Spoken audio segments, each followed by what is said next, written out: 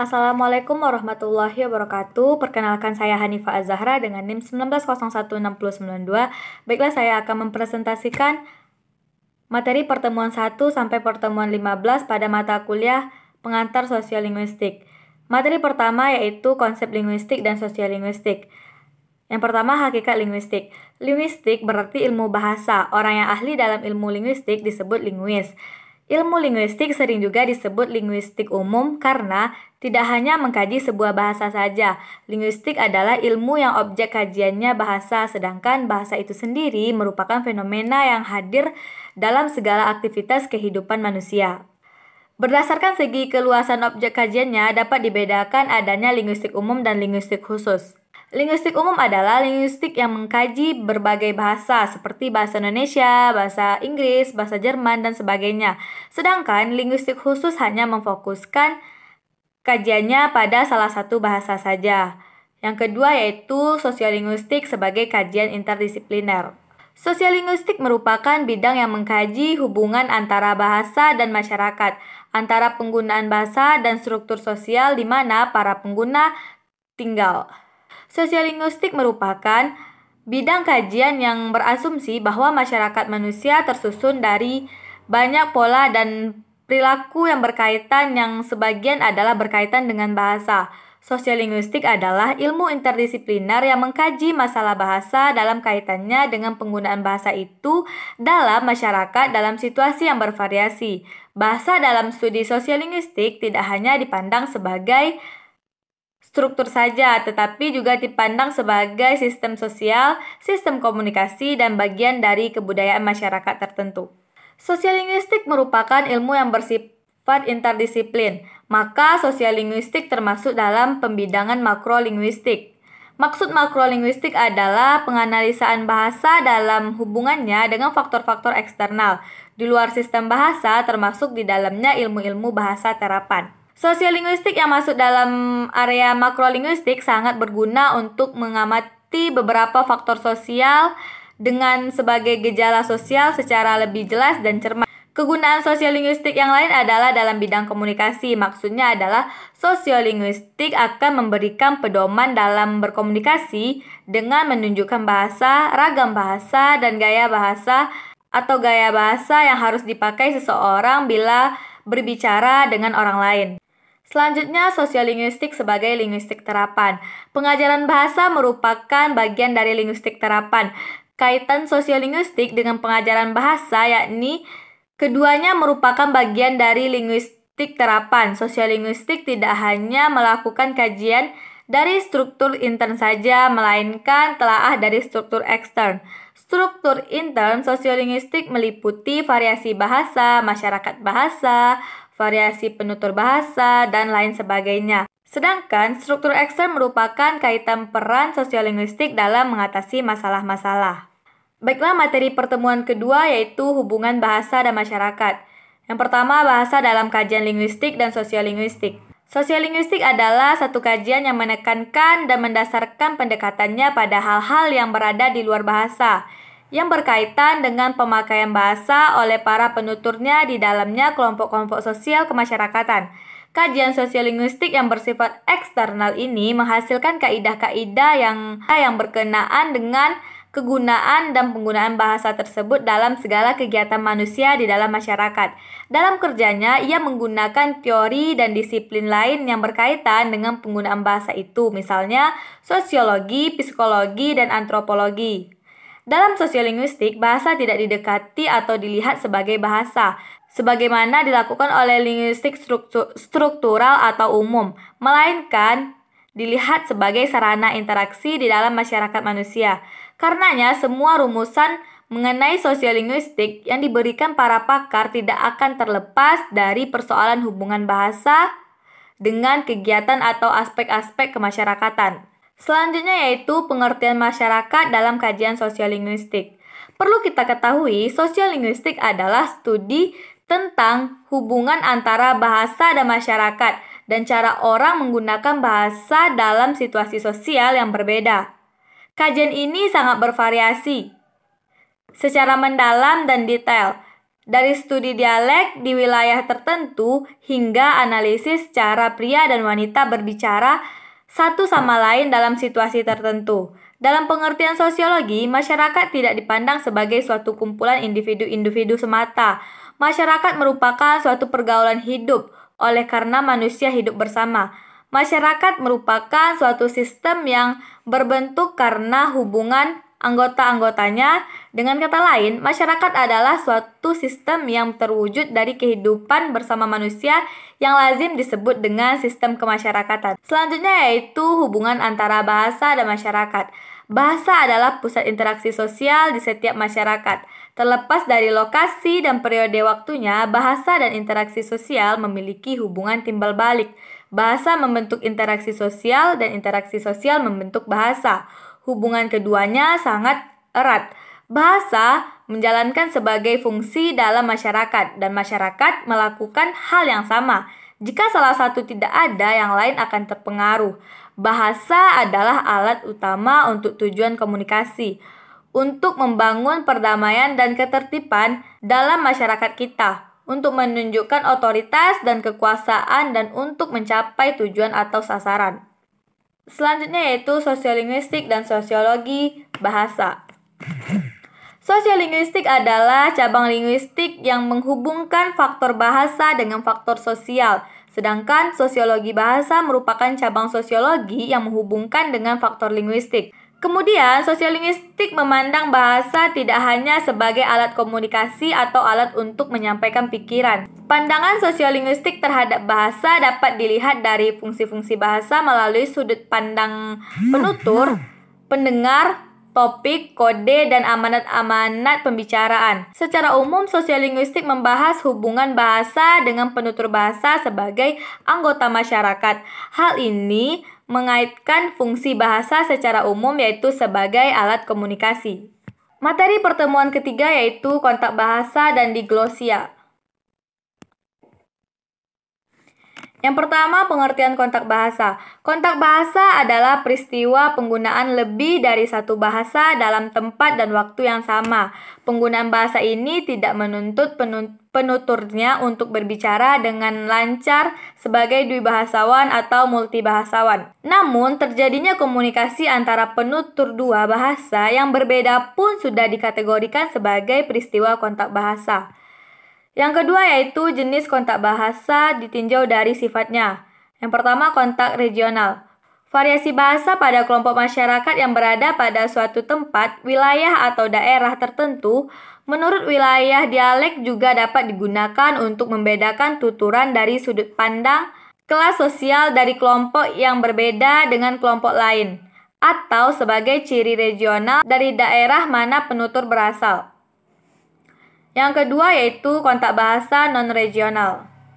Selanjutnya yaitu kontak bahasa dan kontak kebudayaan. Definisi kebudayaan atas 3 golongan yaitu definisi yang melihat kebudayaan sebagai pengatur dan pengikut manusia masyarakat. Definisi yang melihat kebudayaan sebagai hal-hal yang diperoleh manusia melalui belajar atau pendidikan, dan definisi yang melihat kebudayaan sebagai sistem komunikasi yang dipakai masyarakat untuk memperoleh bagi sama kesatuan dan kelangsungan hidup manusia. Selanjutnya yaitu faktor penyebab kontak bahasa. Yang pertama, adanya data kelompok yang berpindah ke daerah yang berpengaruh kemudian mereka bertemu di sana. Yang kedua, perpindahan satu kelompok ke wilayah kelompok lain. Yang ketiga, adanya pendidikan atau biasa disebut kontak bahasa. Yang keempat, adanya praktek pertukaran bahasa secara paksa. Materi pertemuan keempat yaitu kedwibahasaan. Yang pertama, pengertian kedwibahasaan. Menurut Leonard, mengartikan kedwibahasaan sebagai penguasa atau seseorang yang sama baiknya atas 2 bahasa. Kemudian, Uriel mengatakan bahwa kedwibahasaan sebagai pemakaian 2 bahasa secara bergantian. Perbedaan pengertian mengenai kedwibahasaan itu disebabkan oleh sukarnya menentukan batasan seseorang menjadi kedwibahasaan. Berapa jauh penguasaan seorang atas bahasa kedua tergantung pada sering tidaknya dia menggunakan bahasa kedua itu. Penguasaannya atas 2 bahasa itu sedikit banyak akan berpengaruh pada dirinya pada waktu dia berbicara. Selanjutnya, keterkaitan antara kedwibahasaan dengan kontak bahasa. Yang pertama yaitu pola-pola kedwibahasaan. Pola-pola kedwibahasaan dapat dijelaskan dengan memperhatikan luas kedwibahasaan di kalangan bangsa-bangsa dunia. Namun, kenyataannya tidak selalu terdapat hubungan antara bahasa dengan negara. Sebuah negara tidak selalu menggunakan satu bahasa, oleh sebab itu jumlah bahasa melebihi jumlah negara di dunia. Yang kedua, penyebab timbulnya kedwibahasaan. Perolehan bahasa selain bahasa asli akan menyebabkan kedwibahasaan. Hal ini terjadi karena dua bahasa yang berkontak, sehingga penutur dapat mempelajari unsur-unsur dari bahasa yang bukan bahasa ibu. Berdasarkan pemakaian bahasa, negara dapat digolongkan menjadi 3 jenis. Yang pertama yaitu negara eka bahasa. Eka bahasa adalah kamus yang memuat kosakata suatu bahasa yang disusun secara alfabetis dengan penjelasan makna dan contoh pemakaian di dalam kalimat dalam bahasa yang sama. Yang kedua yaitu negara dwibahasa. Dwibahasa adalah penggunaan dua bahasa atau lebih oleh seseorang atau oleh suatu masyarakat. Yang ketiga, negara aneka bahasa. Selanjutnya yaitu tingkat kedwibahasaan. Ada 3 tingkat kedwibahasaan, yaitu tingkat kedwibahasaan subordinatif, tingkat kedwibahasaan koordinatif, dan tingkat kebahasaan majemuk. Selanjutnya yaitu pengukuran kedwibahasaan melalui kemampuan komunikatif. Yang pertama, tingkat kebahasaan adalah dengan mana seorang mampu menjadi seorang dwibahasa atau sejauh mana seseorang mampu mengetahui bahasa yang dipakainya. Yang kedua, fungsi kedwibahasaan adalah untuk apa seseorang menggunakan bahasa, dari apa peranan bahasa dalam kehidupan pelatihnya. Materi pertemuan kelima yaitu interferensi dan integrasi. Yang pertama, pengertian interferensi. Interferensi bahasa merupakan suatu keadaan saat penggunaan bahasa mengambil unsur atau fitur dari bahasa sumber untuk digunakan sebagai pelengkap atau pembantu dalam penggunaan bahasa kedua. Proses ini dianggap sebagai hal yang negatif dalam perspektif kemurnian bahasa karena dapat mengganggu atau merusak tatanan bahasa yang sedang digunakan dalam penuturnya. Yang kedua yaitu tataran interferensi. Interferensi dapat terjadi pada semua komponen kebahasaan, yaitu bidang tata bunyi, tata bentuk, tata kalimat, leksikal, dan semantik. Interferensi disebabkan oleh 3 faktor utama. Pertama, faktor individu, yaitu ketidakseimbangan penguasaan atau kemampuan individu terhadap bahasa-bahasa yang dikuasainya. Yang kedua, faktor kebahasaan, yaitu kesamaan struktur bahasa beberapa bahasa yang dikuasai oleh penutur atau kekurangan suatu bahasa yang dikuasai penutur sehingga penutur tadi meminjam istilah atau kosakata bahasa lain yang dikuasainya. Ketiga, faktor non-kebahasaan, yaitu faktor-faktor konteks komunikasi. Selanjutnya yaitu integrasi bahasa. Integrasi adalah penggunaan unsur bahasa lain secara sistematis seolah-olah merupakan bagian dari suatu bahasa tanpa disadari oleh pemakainya. Salah satu proses integrasi adalah peminjaman kata dari suatu bahasa dari satu bahasa ke dalam bahasa lain. Oleh sebagian sosiolinguis, masalah integrasi merupakan masalah yang sulit dibedakan dari interferensi. Integrasi adalah unsur-unsur bahasa lain yang digunakan dalam bahasa tertentu dan dianggap sudah menjadi bagian dari bahasa tersebut, tidak dianggap lagi sebagai unsur pinjaman atau pungutan. Baiklah, materi pertemuan ke-6 yaitu variasi bahasa. Variasi bahasa adalah salah satu aspek yang paling menarik dalam sosiolinguistik. Prinsip dasar dari variasi bahasa ini adalah penutur tidak selalu berbicara dalam cara yang sama untuk semua peristiwa atau kejadian. Ragam bahasa adalah variasi bahasa menurut pemakaian yang berbeda-beda, menurut topik yang diterapkan, menurut hubungan pembicara lawan, menurut hubungan pembicara lawan bicara, orang yang orang yang dibicarakan, serta menurut ragam bahasa yang oleh penuturnya dianggap sebagai ragam yang baik, yang biasa digunakan di kalangan terdidik di dalam karya ilmiah di dalam suasana resmi, atau di dalam surat menyurat resmi disebut ragam bahasa baru atau ragam bahasa resmi. Selanjutnya yaitu sumber pencetus variasi bahasa. Variasi bahasa disebabkan oleh adanya kegiatan interaksi sosial yang dikarenakan oleh para penuturnya yang tidak homogen.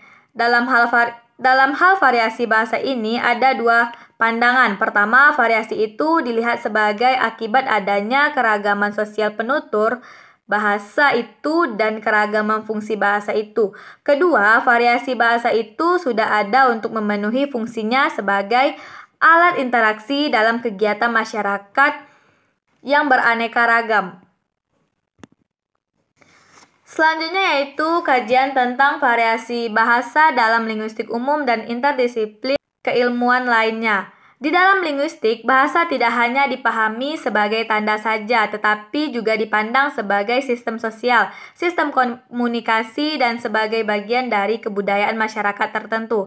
Variasi bahasa atau ragam bahasa adalah penggunaan bahasa menurut pemakainya, yang berbeda-beda menurut topik pembicaraan. Sesuai dengan sifatnya yang fleksibel, bahasa akan terus berkembang dan bervariasi sesuai dengan perkembangan zaman. Terjadinya keragaman atau kevariasian bahasa di dalam masyarakat tidak hanya disebabkan oleh masyarakatnya yang bekerja, tetapi juga perbedaan pekerjaan, profesi, jabatan, atau tugas para penutur dapat menyebabkan adanya variasi bahasa. Baiklah, materi pertemuan ke-7 yaitu sikap bahasa. Yang pertama, sikap bahasa. Batasan sikap bahasa ialah sikap seseorang yang berkaitan dengan acuan yang berupa bahasa, perilaku bahasa, dan hal yang menjadi penanda atau lambang. Sikap bahasa merupakan tata keyakinan yang berhubungan dengan bahasa yang memberikan kecenderungan kepada seseorang untuk bertindak dengan cara tertentu yang disukainya. Cakupan sikap bahasa ada 3, yaitu kesetiaan bahasa, kebanggaan bahasa, dan kesadaran akan norma bahasa. Yang pertama, kesetiaan bahasa. Sikap masyarakat berbahasa yang cenderung untuk menjaga bahasanya dan bila perlu mereka selalu mempertahankan terhadap adanya pengaruh dari luar. Yang kedua, kebanggaan bahasa. Sikap bahasa masyarakat bahasa untuk dapat mengembangkan bahasanya menuju ke arah bahasa baku. Yang ketiga, kesadaran akan norma bahasa. Sikap bahasa untuk mengatur tingkah laku bahasa. Sikap bahasa untuk mengatur tingkah laku bahasa mereka sehari-hari. Selanjutnya yaitu pemilihan bahasa. Pemilihan bahasa adalah memilih sebuah bahasa secara keseluruhan dalam suatu komunikasi. Dalam hal pilihan ini ada 3 jenis pilihan yang dapat digunakan. Yang pertama alih kode, yang kedua campur kode, dan yang ketiga dengan memilih variasi berbahasa yang sama. Selanjutnya yaitu pembakuan bahasa. Pembakuan bahasa Indonesia mulai beragam sejak diberlakukannya ejaan yang disempurnakan atau EYD pada tahun 1972. Pada tahun 1975, aturan ejaan yang baku dilengkapi dengan buku pedoman umum ejaan yang disempurnakan, yang secara terperinci menjelaskan kaidah tentang pemakaian huruf, penulisan kata, penulisan unsur serapan, dan pemakaian tanda baca. Pembakuan bahasa bukanlah sekedar menyentuh persoalan ejaan. Pembakuan bahasa harus dilakukan dalam bidang fonologi, ejaan, lafal, leksikon, dan tata bahasa. Pembakuan lafal bahasa Indonesia merupakan masalah yang paling rumit karena situasi keaneka bahasaannya. Baiklah, pertemuan terakhir yaitu pendayagunaan sosiolinguistik dalam pembelajaran bahasa Indonesia. Yang pertama, pendayagunaan sosiolinguistik dalam metode pengajaran bahasa yang beraliran behavioral. Perkembangan metode pengajaran bahasa berkaitan erat dengan perkembangan psikologi, terutama psikologi belajar. Oleh sebab itu, jika dalam linguistik dikenal adanya 3 aliran, yaitu aliran tradisional, struktural, dan transformasional, dalam psikologi pun terdapat 3 aliran, yaitu tradisional, behavioral, dan kognitivistik atau mentalistik. Salah satu metode pengajaran bahasa yang dilatar belakangi oleh psikologi behavioral adalah metode audiolingual. Selanjutnya, pendayagunaan sosiolinguistik dalam metode pengajaran bahasa yang beraliran mentalistik. Psikologi behavioral mendapatkan tantangan keras dari penganjur psikologi mentalistik atau kognitivistik. Keberatan utama penganjur psikologi mentalistik adalah teori-teori behavioral bersifat mekanistis, padahal kondisi psikis manusia dan perkembangannya tidak akan pernah menyerupai peralatan mekanis. Selain itu, dalam pandangan penganjur psikologi mentalistik, teori-teori behavioral bersifat steril atau laboratoris. Sementara dalam kenyataannya, psikis manusia dipengaruhi oleh hal-hal nyata yang kompleks dalam konteks kehidupannya. Baiklah, hanya sekian presentasi yang dapat saya tampilkan. Salah dan janggal saya mohon maaf. Assalamualaikum warahmatullahi wabarakatuh.